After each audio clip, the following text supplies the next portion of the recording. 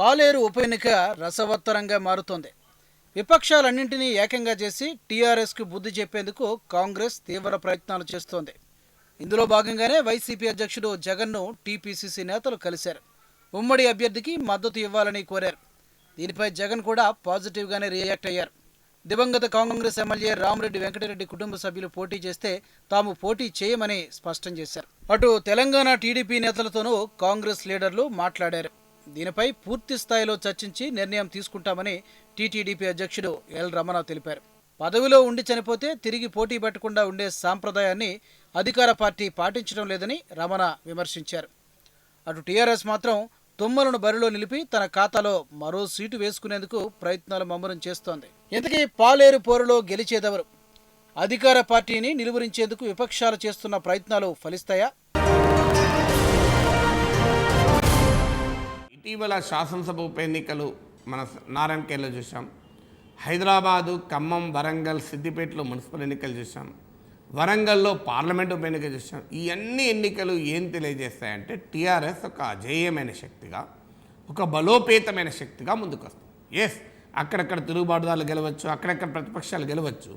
కానీ వాస్తవంగా అసలు రూట్సే లేని, ఉనికి కూడా లేని 2000, 3000, 4000 కూడా ఓట్లు వచ్చిన ఖమ్మం జిల్లాలో మున్సిపాలిటీ గెలుచుకోవడం టీఆర్ఎస్ సహజంగానే తెలంగాణ రాష్ట్రం ఏర్పడిన తర్వాత మారిన రాజకీయ పరిస్థితులకు అద్దం పడుతుంది.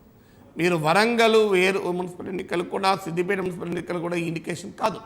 కానీ హైదరాబాదు ఎన్నికలు, ఖమ్మం ఎన్నికలు, ఈ రెండు ఎన్నికలు తెలంగాణ రాష్ట్రం ఏర్పడ్డాక, తెలంగాణ రాష్ట్ర సమితి ప్రభుత్వం వచ్చాక మారిన రాజకీయ వాతావరణాన్ని తెలియజేస్తోంది. ఇతర అనేక పార్టీల నుంచి పెద్ద సంఖ్యలో టీఆర్ఎస్లోకి కార్యకర్తలు, నాయకులు, శ్రేణులు చేరాయి. ఒకప్పుడు లేని సంస్థాగత నిర్మాణం ఇవాళ టీఆర్ఎస్ అంతరించుకుంది. ఇది ఒక ఫస్ట్ పాజిటివ్ పాయింట్.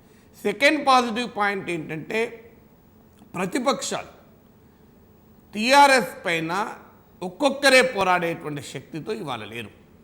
అందరూ కలిసి మూకుమ్మడిగా టీఆర్ఎస్తో కుస్తీ పడితే ఏమైనా అటో ఇటో తేలుతుందేమో, కానీ ఒక్కొక్క పార్టీ కుస్తీ పడితే తేలదు.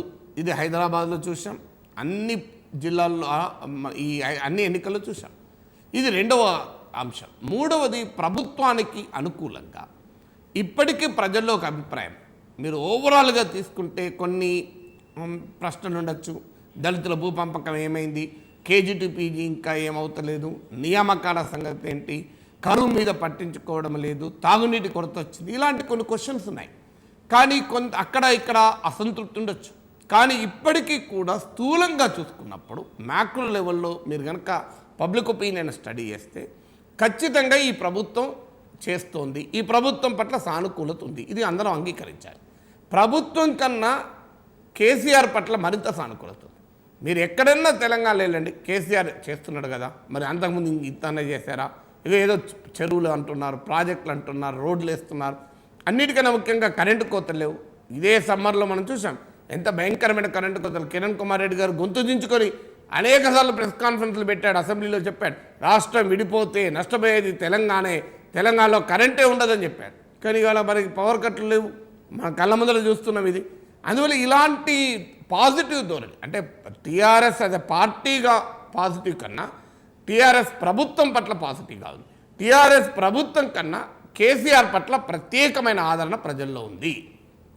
ఇది మీరు తెలంగాణ గ్రామాల్లో వెళ్ళినా, పట్టణాల్లో వెళ్ళినా అనేక ప్రాంతాల్లో మనకు కనబడుతుంది.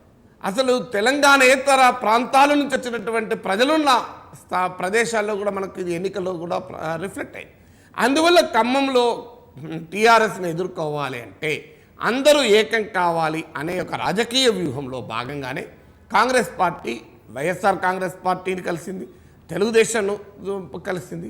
వైఎస్ఆర్ కాంగ్రెస్ పార్టీ, తెలుగుదేశం కూడా ఒక రకంగా అనివార్య స్థితి. పోటీ చేసినా పెద్దగా ఓటింగ్ వచ్చేది లేదు. ఎందుకంటే ఖమ్మం జిల్లాలో తుమ్మల నాగేశ్వరరావు ఎగ్జిట్ తర్వాత టీడీపీ చాలా బలహీనపడింది. టీడీపీలో ఒక పెద్ద సెక్షన్ అన్ని పార్టీల నుంచి టీఆర్ఎస్లో చేరిన నిజం, కానీ టీడీపీ నుంచి ఎక్కువ మంది చేరారు. టీడీపీ నుంచి వటవృక్షం లాంటి నాయకుడే తుమ్మల నాగేశ్వరరావు. అలాంటి నాయకుడే వెళ్ళిపోయాడు. ఇంకా మిగతా వాళ్ళు కూడా ఉండరా అనే అనుమానాలు కూడా కలుగుతున్నాయి. ఇలాంటి పరిస్థితుల్లో అక్కడ పోటీ చేయడంలో సమస్య. ఈ పరిస్థితుల్లో కాంగ్రెస్ పార్టీ సెంటిమెంట్ ముందుకు తీసుకొచ్చింది. చనిపోయిన నాయకుడి కుటుంబం నుంచి పెడతాం. అప్పుడు వైఎస్ఆర్ కాంగ్రెస్ పార్టీ టీడీపీకి కూడా ఒక కారణం ఉంటుంది. ఇప్పటికిప్పుడు కాంగ్రెస్ పార్టీకి మద్దతు ఇవ్వాలంటే అనేక ప్రశ్నలు వస్తాయి. ఇప్పుడు వెంటనే ఆంధ్రప్రదేశ్లో తెలుగుదేశం నాయకులు గొడ్డళ్ళు, గడ్డపారలు, కత్తులు, కటారాలు, ఇనుప కడ్డీలు పట్టుకొని, రాడ్లు పట్టుకొని వస్తారు. రాష్ట్రాన్ని ఇంత దుర్మార్గంగా అన్యాయంగా విభజించిన కాంగ్రెస్ పార్టీతో జగన్ కలుస్తున్నాడు. అది ఇప్పుడు అదొక ప్రాబ్లం ఉంది. తెలుగుదేశం కాంగ్రెస్ కలవాలన్నా కూడా ఇబ్బందులు ఉంటాయి. ఎందుకంటే అది ఇంకా వేరే వాళ్ళు విమర్శించవచ్చు.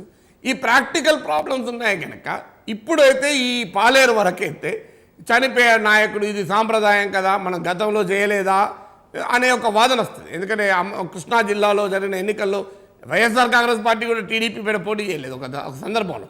ఇలాంటి ఉదాహరణ గతంలో ఉన్నాయి కనుక ఇది ఉండొచ్చు అనేది. అంటే వాస్తవంగా నేపథ్యంలో ఉన్నది ఏంటంటే ఒక రాజకీయ వ్యూహం. టీఆర్ఎస్ను ఒక్కొక్కరిపై కుస్తీ పడితే ఓడిపోయే పరిస్థితి, అందరూ కలిసి ఒకసారి కుస్తీ పడితే సంగతి ఏందో కొంత తేల్చుకోవచ్చనే ధైర్యం. దానికి ఆ రాజకీయ వ్యూహాన్ని బయటికి చెప్పకుండా ముందుకు తెస్తున్నటువంటి అంశం ఏంటంటే చనిపోయారు, సెంటిమెంటు, కుటుంబం, నేపథ్యం. అయితే ఇది ఫలిస్తుందా? ఫలించే అవకాశం కూడా ఉంది. ఎందుకంటే తెలుగుదేశం వర్గాల్లో కూడా ఇది అక్కడ ఇక్కడ వినిపిస్తున్న మాటే. ఇది చంద్రబాబు నాయుడు కూడా తెలుగుదేశం పార్టీ నాయకులు ఇదే చెప్తున్నారు. వైఎస్ఆర్ కాంగ్రెస్ పార్టీ కూడా ఇప్పటి వరకు ఉన్న సమాచారం, ఈ క్షణం వరకు ఉన్న సమాచారం ఏంటంటే జగన్మోహన్ రెడ్డి ఒక మాట ఇచ్చాడు, మీరు ఆ కుటుంబం నుంచే పెడితే మేము ఆలోచిస్తామని.